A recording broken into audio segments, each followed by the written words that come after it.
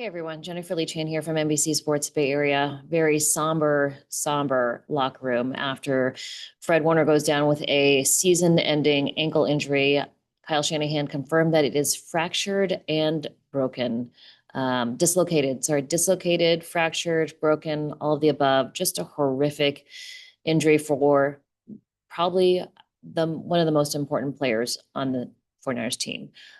You could see after he was not on the field anymore how much different the 49ers defense was. And in the locker room after the game, just hearts broken, gut wrenching. Jauan Jennings shared that he was nauseous on the sidelines after Fred Warner got hurt. And I think as much of a loss that Nick Bosa is, I think Fred Warner might even be a bigger loss if that's possible. Just the way he is such a leader on the team. He's so vocal. You feel when Fred Warner is on the field, you feel when Fred Warner is in the locker room. He is one of the best players in the NFL, was having a Hall of Fame type season, through an ankle injury last year. Um, just one of the best humans and leaders on this team. And I have been really lucky to be able to cover a guy like Fred Warner, and his presence makes it exponentially harder for the 49ers to make it to the postseason. It's just, you could tell by everybody in the locker room. Jair Brown couldn't even focus on the questions we were asking him. As a bright spot, Tatum Bethune and Dee Winters have a very good relationship. So communication between the two of them probably won't take long for them to acclimate and get used to talking to each other because they are so close. But without Fred Warner on the field directing traffic, you saw missed assignments. You saw wide open wide receivers. You saw Baker Mayfield get out of a situation where he was almost sacked and then ran for 14 yards and a first down. That doesn't happen when Fred Warner's on the field. So it's I saw Jed York looking teary-eyed coming into the locker room. John Lynch just head down. Al Guido, Parag Marate, just somber faces going to the locker room. Fred Warner did not leave the building. He was just down here.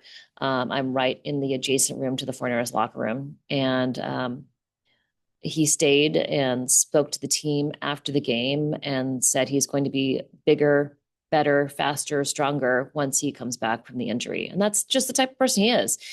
To the fact that he's positive. I mean, he didn't have a towel over his head when he was getting carted off the field. He wasn't sobbing. He was upright, and he was like, he kind of had not a happy smile, but kind of a little bit of a smile on his face as the photos of him getting carted off. There was a Warner chant in Buck Stadium as he was getting carted off. And it wasn't just 49ers players. It was the entire sidelines, both sides. He is respected throughout the league. He is respected, obviously, in this locker room. I think it's an injury that was felt everywhere where there's people watching the NFL. If you're a fan of football, you're a fan of Fred Warner because he's just so good at what he does. He makes the game better. And it's going to be a tough rest of the season without Fred Warner leading the 49ers defense on the field. Jauan Jennings, who said he was nauseous watching Fred go down like that, is also dealing with his own injuries. And, players don't normally reveal their injuries, but he said he's dealing with 5 broken ribs. He's got a high ankle sprain, low ankle sprain, shoulder injury.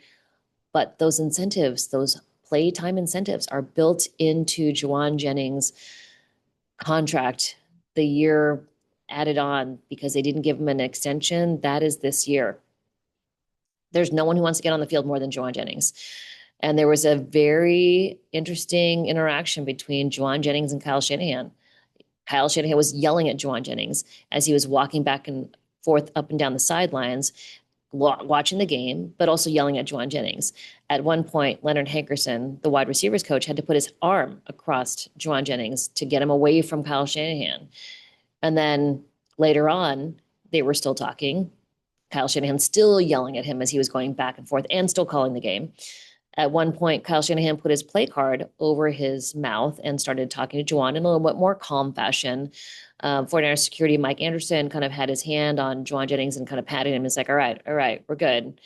I asked Kyle Shanahan after the game, what was the conversation between you and Jauan Jennings? And he said, just a competitive conversation between two adults. And I asked Jauan Jennings what was the conversation about between him and Kyle Shanahan after the game. And he said, you'll have to ask him. So definitely something to keep an eye on what's going on with Kyle Shanahan and Jauan Jennings. But Kyle Shanahan generally will be heated in the moment and then kind of washes it and then on to the next. They've got bigger fish to fry with Fred Warner being out. So potentially it is just a little blip on the radar, and they were talking about potentially maybe Jauan not getting any targets through the first half. He did go out there after the spirited conversation. Jauan Jennings did go out on the field, but not a lot of production from him. Is Kendrick Bourne, 5 catches for 142 yards. Jauan Jennings, 3 targets, 1 catch for 7 yards. He's third in Jauan, but he's also injured third in Jauan. So definitely something to watch. Also, spoke to Eddie Pinheiro and his parents before the game. Very nice people. They came in from the Miami area. They're so proud of their son. And Eddie Pinheiro, what a day. Perfect, 4 for 4 from 50 plus yards, 52 yards, 54 yards, 42 and 29. I mean, he was the biggest scorer on the 49ers team. Pretty incredible performance by him.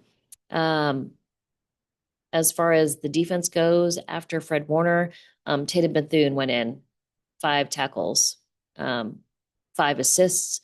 Michael Williams gets his first NFL sack, which is good. But just it's going to be tough. This 49ers defense. I mean, losing Nick Bosa was a huge blow. Losing Fred Warner, I think, is even bigger. And to lose both of them at once, I don't know how this 49ers team can bounce back from that. We did get to see Malik Mustafa back on the field. I spoke to him and he said he's just blessed to be back on the field, very excited. But he said also, we can play better. We know we can play better. And a lot of mistakes. And I think part of that is, the in and out of players. Malik Mustafa was back in, Jair Brown and Marquise Siegel were the starting safeties. So that's new. Jason Pinnock, sidelined, gets bumped by Jair Brown and Marquise Siegel. So a lot of movement on the defense, and there's going to be more trying to take the place of Fred Warner. It's going to be tough. So, Christian McCaffrey, first rushing touchdown, though. I did watch that over a couple times. Trent Williams just manhandled the guy into the end zone, and Christian McCaffrey ran behind both Luke Farrell and Jake Tonjes, and finally got his rushing touchdown. Asked Trent Williams about it afterwards. He's like, don't really care. He's like, I just look at the score at the end of the game. I don't care how we get there. Rushing, passing, doesn't matter. So, but it is first rushing touchdown for the 49ers. Just devastating loss of Fred Warner for the 49ers. So it's going to be a tough one. But I'll be here with you the whole way through. Keep watching. Please subscribe. Man, just a tough one. Hope y'all are well. And I'll be back with another video potentially tomorrow.